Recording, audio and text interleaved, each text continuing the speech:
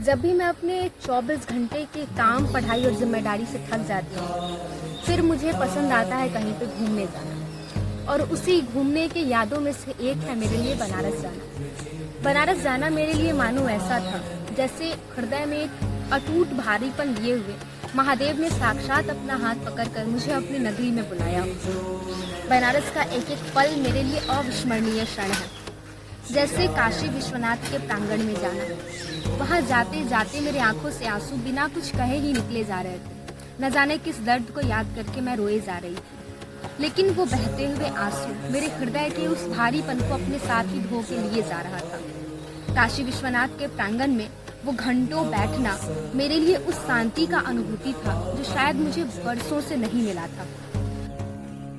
सिर्फ बाबा का दर्शन ही नहीं, काशी में गंगा किनारे बैठना भी मेरे लिए शांति का अनुभूति था। इस जीवन के भागदौड़ में, जीवन के रेस में चलते चलते कब मेरे पांव थक चुके थे मुझे आभास ही नहीं। लेकिन जब माँ गंगा के गंगा जल में, उस शांत पानी में, कलकल कर बहते हुए पानी में जब मैं अपने थके हुए कदमों को डाली, तो उन थके हुए कदमों से मानो मेरे शरीर की सारी थकावट उस गंगा जल में मिलकर मुझसे कहीं दूर चली गई। सिर्फ इतना ही नहीं, गंगा घाट के किनारे गंगा आरती में बैठकर आरती के एक मंत्र में मैं इस तरीके से घुलते हुए जा रही थी जैसे मानो पानी में चीनी घुल रही थी। मेरा हृदय उन सारे भजनों पर थिरक रहा था और मैं कहीं ना तो कहीं अपने अंदर के उस शांति को पा रही थी जो मुझे कहीं और नहीं मिल पाया था।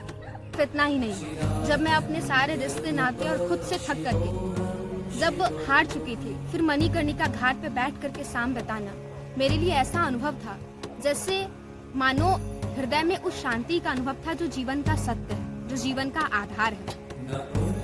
उस दिन जलती चिताओं को इतने करीब से देख करके मुझे ऐसा लग रहा था जैसे मृत्यु मानो मुझसे ही आलिंगन करने आ रही है। खैर, बनारस का ये सारा पल मेरे लिए अविस्मरणीय था और बनारस ने, महादेव ने मुझे एक ऐसी अनुभूति दी जिसके बाद एक थके हुए, हारे हुए हृदय के साथ जो मैं बनारस में कदम रखी थी वो, और उसके बाद एक नई जिंदगी और एक नई प्रेरणा के साथ जब मैं अपने घर लौटी हूँ, उन दोनों लड़कियों में जमीन आसमान का अंतर था। और आज भी बस इसीलिए जब मैं अपने जीवन से, अपने 24 घंटे के काम और रिश्तेदारी से थक जाती हूँ, जिम्मेदारी का बोझ सहन नहीं कर पाती हूँ, फिर मैं फिर से कोशिश करती हूँ कि अपना बिस्तर बांधूं और फिर कहीं प्रकृति के गोद में, खुले आसमान में सांस लेने के लिए निकल जाऊं, या फिर इकलौते सहारे ईश्वर के शरण में जाकर जी भर के रो लूं। धन्यवाद।